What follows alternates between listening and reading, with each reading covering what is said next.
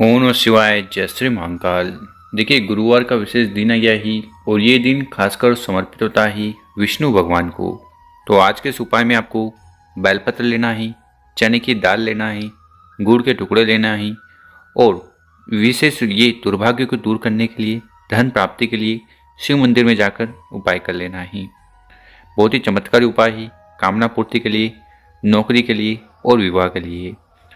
जरूर कर लीजिएगा।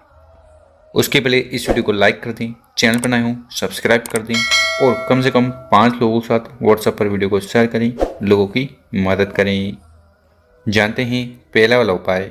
अगर आपकी कोई कामना है, इच्छा है, दिल की बात है, किसी कारणवश पूर्ण नहीं हो पा रही है, तो ये पहला वाला उपाय जरूर कर लीजिएगा।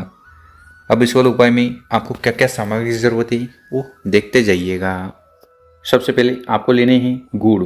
तो गुड़ के आपको इस प्रकार से 1 या 2 टुकड़े ले लेने हैं। इसी के साथ जो अगली सामग्री है वह है बेलपत्र। कितने बेलपत्र की ज़रूरत है?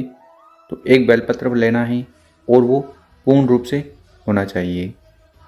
इसी के साथ आपको लेना है चने की दाल। कितनी दाल लेनी है?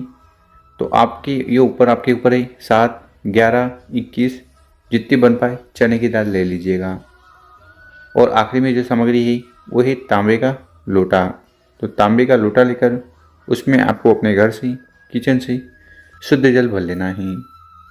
फिर हमने आपको जो भी सामग्री बताई है, बेलपत्र, चने की दाल, गुड़, इनको लेकर महादेव जी के मंदिर चले जाना है। मंदिर में पहुंचकर आपका चेहरा उत्तर दिशा की तरफ होना चाहिए। देखिए, शिवलिंग के ऊपर गुड़ का उपाय करने से जीवन के अंधकार समाप्त होते हैं, तेज की वृद्धि होती है। बेलपत्र का उपाय करने से कामना इच्छाएं पूर्ण होगी। तो आपको इस वाले उपाय में करना क्या है? जो गुड़ के टुकड़े हमने आपको बताए थे, उन गुड़ के टुकड़े को इस जल के लोटे में सम्मिलित कर लेना, मिला लेना। उसके बाद जितने भी चने की दाल है, एक एक दाने को उठाना है, शिवलिंग के ऊपर समर्पित कर दे जाना है, पंचाक्षर षडाक्षर मंत्रों का स्मरण करते हुए। चने की दाल समर्पित कर दी। उसके बाद जो एक बेलपत्र है, उस बेलपत्र को उठाना है और उसको भी शिवलिंग के ऊपर रख देना है। डंडी होगी जलाधारी की तरफ, बड़ी पत्ती होगी आपकी तरफ, और जो बेलपत्र की चिकनी साइड है वो शिवलिंग से स्पर्श होनी चाहिए। ठीक है। और आखिरी में जो जल का लोटा है जिसमें आपने गुड़ डाला था, उस जल के लोटे से शिवलिंग का अभिषेक कर देना है, शिवलिंग के ऊपर जल को समर्पित कर देना है। देखिए, गुरु जी क्या कहते हैं कि अगर आप शिवलिंग के ऊपर गुरुवार वाले दिन चने की दाल को समर्पित कर देते हैं तो आपको स्वर्ण दान का फल प्राप्त होगा। यानी कि अगर आप शिवलिंग के ऊपर स्वर्ण दान नहीं कर पा रहे हैं तो मात्र चने की दाल को समर्पित कर दीजिएगा।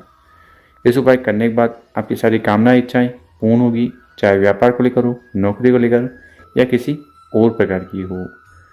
पहला वाला उपाय जरूर कर लीजिएगा। अब जानते हैं गुरु जी द्वारा बताया गया दूसरा वाला उपाय। इस उपाय करने के बाद लक्ष्मी प्राप्ति होगी, और जो धन दान से जुड़ी समस्या आपके जीवन में आ रही है वो समाप्त होने लगेगी।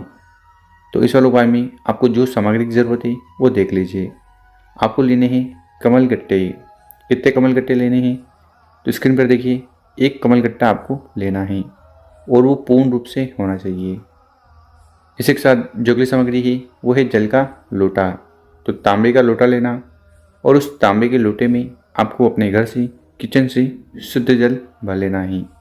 गुरु जी कहते हैं कि यहाँ से जल भरकर शिवलिंग पे जाकर समर्पित करने से घर के तीनों दोष समाप्त होते हैं, कालसर्प दोष, वास्तु दोष और पितृदोष।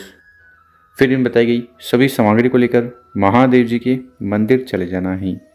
सर्वप्रथम जो भी पूजन पाठ करनी है वो कर लीजिएगा। फिर आपका चेहरा उत्तर दिशा की तरफ होना चाहिए। देखिए, शिवलिंग के ऊपर अगर आप कमल गट्टे का उपाय करोगे तो इससे माता लक्ष्मी जी बहुत ज़्यादा प्रसन्न होगी, क्योंकि कमल गट्टा माता लक्ष्मी जी को समर्पित होता है। तो आपको करना क्या है? उस कमल गट्टे को जल के लोटे में डाल देना है, और ये जो जल का लोटा है इसको तैयार कर लेना। फिर धीरे धीरे कहकर पूरा पूरा जल शिवलिंग के ऊपर समर्पित कर देना। ओम महालक्ष्मी नमो, ओम नमः शिवाय, श्री श्यानोस्तुभ्यम मंत्रों का स्मरण करते हुए जल चढ़ाओगे, बहता हुआ नीचे आएगा, उसको रोक कर आपको मस्तक पर लगा लेना है, और शिवलिंग के पास बैठकर भगवान भोलेनाथ से आपकी जो भी धन दान से जुड़ी समस्या है वो समाप्त हो जाए, माता लक्ष्मी जी के आपके घर में वास हो, उसके लिए प्रार्थना निवेदन कर लेना है। ठीक है। साथ ही साथ यहाँ पर आपका सवाल होगा कि वो जो कमलगट्टा हमने शिवलिंग के ऊपर समर्पित किया है उसका क्या करना है। देखिए, अगर आपके घर में मात्र एक कमलगट्टा है, ठीक है, तो आप उसको घर पर ले जा सकते हो या फिर आप उसको वहीं पर शिवलिंग पर चढ़े रहने देना। तो इस प्रकार से आपको दूसरा वाला विशेष उपाय जरूर कर लेना है। अब जानते हैं गुरुजी द्वारा बताया गया तीसरा वाला उपाय। इस उपाय करने के बाद जीवन में आ रही किसी भी प्रकार की समस्याएं, बाधाएं, दुख, परेशानियां है ना, वो समाप्त होने लगेगी। तो आपको क्या क्या सामग्री की ज़रूरत है वो देख लीजिए। सबसे पहले आपको ज़रूरत होगी पीपल के पत्ते की। कितने पीपल के पत्ते लेने हैं? 5 पीपल के पत्ते लेने हैं। जो पत्ते लो वो पूर्ण रूप से होना चाहिए। कहने का मतलब है कि उनमें बिल्कुल भी छेद वगैरह ना हो। इसी के साथ आपको ज़रूरत है काले तिल की। कितने काले तिल के दाने लेने हैं? तो 11 काले तिल के दाने लेने हैं और वो इस प्रकार से पूर्ण रूप से होने चाहिए। इसी के साथ आपको ज़रूरत है हल्दी की, ठीक है। इस वाले उपाय में आपको ये जो पाउडर वाली हल्दी है ये नहीं लेनी है। तो फिर ये जो खड़ी हल्दी आप देख रहे हो स्क्रीन पर, इस प्रकार से एक हल्दी की गांठ ले लीजिएगा। और आखिरी में जो सामग्री है वो है जल का लोटा। तांबे का लोटा लेना और उस तांबे के लोटे में अपने घर से, किचन से शुद्ध जल भर लेना है। जल भर लिया, उसके बाद जो 5 पीपल के पत्ते हमने आपको बताए थे, उन 5 पीपल के पत्ते को उठाना ही जल के लोटे में इस प्रकार से रख देना ही, सम्मिलित कर लेना ही। 5 पीपल की डंडियाँ जो है वो ऊपर होनी चाहिए। पीपल के पत्ते समर्पित कर दिए। साथ ही साथ जो हमने आपको हल्दी और काले तिल बताए थे, ठीक है, उनको भी इस जल के लोटे में आपको डाल देना है और अपने घर से जल का लोटा तैयार कर लीजिएगा। फिर आपको चले जाना ही महादेव जी के मंदिर। मंदिर में पहुंचकर सर्वप्रथम आपका चेहरा उत्तर दिशा की तरफ होना चाहिए और इस उपाय को करने के बाद कुंदकेश्वर महादेव जी की असीम कृपा आप पर होने वाली है। तो इस और उपाय में करना क्या है, वो जल के लोटे को उठाना ही और पूरा पूरा जल शिवलिंग के ऊपर उड़ेल देना।